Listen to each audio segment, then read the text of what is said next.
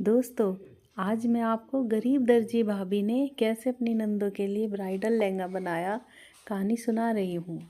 गरीब सुनीता सिलाई मशीन पर बैठी हुई कपड़े सिल रही थी। तभी उसकी तीन नंदें हेमा, रेखा और सुषमा आती हैं। भाभी, हम कॉलेज जा रही हैं। हेमा, ये लो, रख लो, ये कुछ पैसे हैं। अरे नहीं नहीं भाभी, रहने दो ना।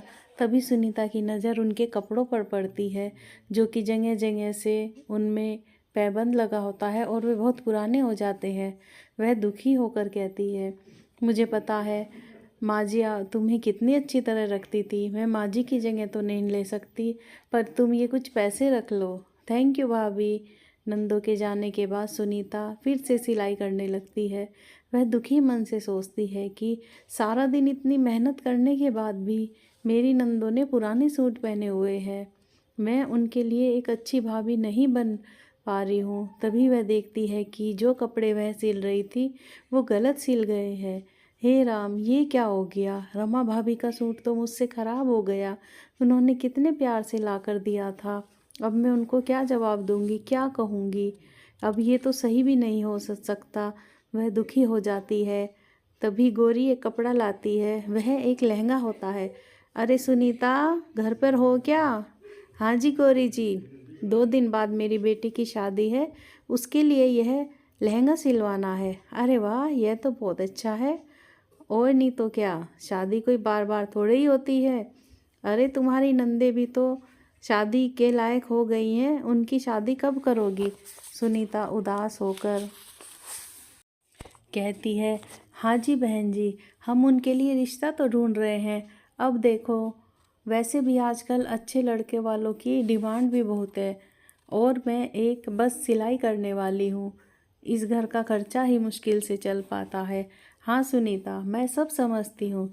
वैसे तुम्हारी नंदे हैं ही इतनी सुंदर, उनको तो कोई देखकर ही शादी कर लेगा। तीनों की तीनों बहुत ही सुंदर हैं।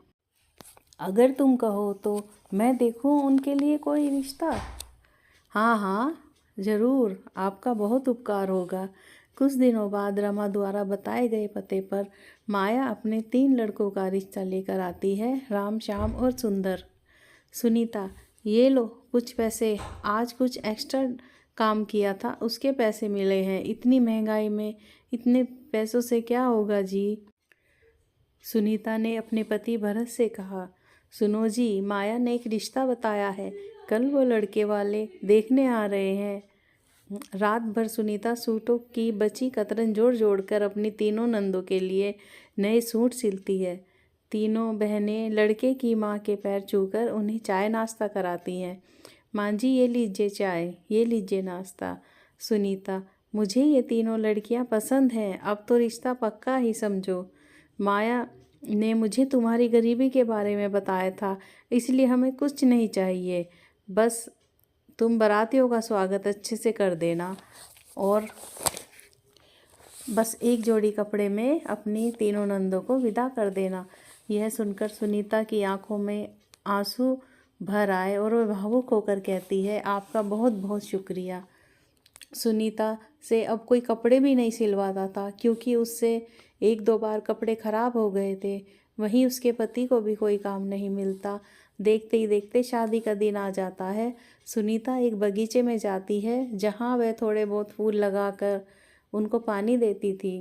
वह अपना मन हल्का करने के लिए वहाँ जाती है और सोचती है, गरीबी भी क्या होती है, हम कोई भी काम अच्छे से नहीं कर सकते। एक दिन बाद मेरी नंदों की शादी है और हमारे पास अभी तक कुछ भी नहीं है।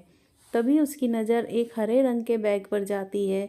जैसे ही वह बैग खोलकर देखती है तो उसमें नोट भरे रहते हैं। अरे, ये किसके पैसे हैं, ये किसके छूट गए हैं, ये किसकी मेहनत की कमाई होगी। मुझे यहीं बैठकर इंतज़ार करना चाहिए, पता नहीं कौन छोड़ कर गया है। तभी वह सो जाती है। वह अपने सपने में भगवान को देखती है।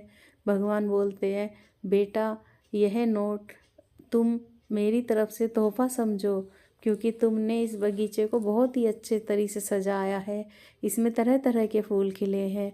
तभी सुनीता की आँख खुल जाती है और वह पैसों का बैग लेकर घर आ जाती है। अरे भाभी, आप कहाँ थी सुबह से, आपने तो सुबह से कुछ खाया पिया भी नहीं है, उसकी नंदों ने कहा।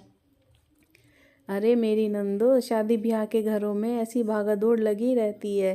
कल तुम्हारी शादी है, कल तुम इस घर से विदा हो जाओगी, फिर मेरा इतना ख्याल कौन रखेगा जितना कि तुम रखती हो।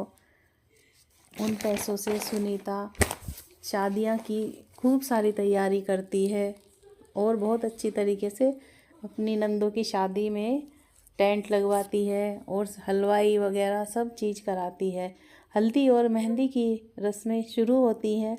देखो जी, हमने कितने अच्छे से सारी रस्में की हैं और सारा सामान भी ले लिया है।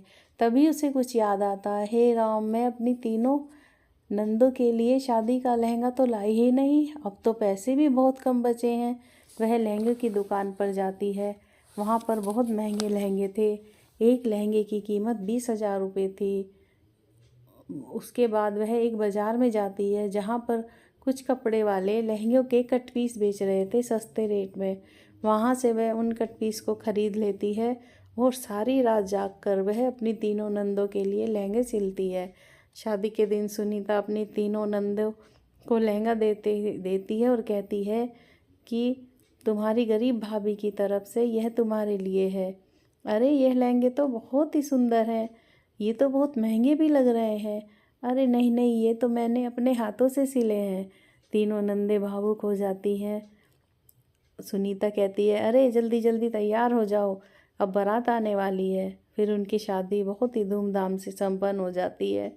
उन लहंगों की वजह से अब सुनीता के पास बहुत सारे ऑर्डर आने लगते हैं, जिससे कि उसकी आर्थिक स्थिति और अच्छी हो जाती है। वह अपने लिए अपने घर को भी ठीक करा लेती है और अपने लिए अच्छे अच्छे सामान भी लेती है। यह सब हुआ केवल उसके हाथ के हुनर की वजह से। दोस्तों, अगर आपको ये कहानी अच्छी लगी हो तो like, share, comment and subscribe ज़रूर करें। Thanks for watching.